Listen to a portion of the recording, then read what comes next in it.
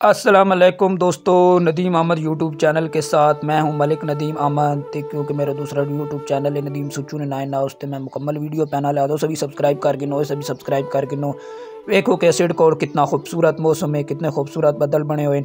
लिहाजा सुडिया की गुजारिश है कि दुआ करो अल्लाह रब्बुल इज़्ज़त बराने रहमत न नज़ूल फरमाए।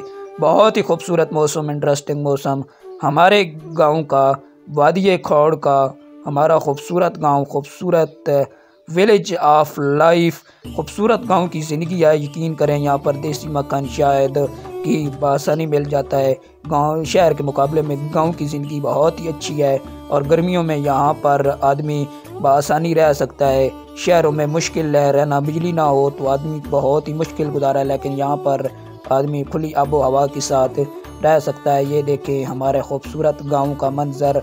अगर आपको ये मंजर अच्छा लगा है मेरे चैनल नदीम अहमद को ज़रूर सब्सक्राइब करें। ज़रूर मैं अपने दूसरे चैनल नदीम अहमद का लिंक डिस्क्रिप्शन में दे दूंगा। आप दोस्तों से गुजारिश है कि जाकर सब्सक्राइब करें।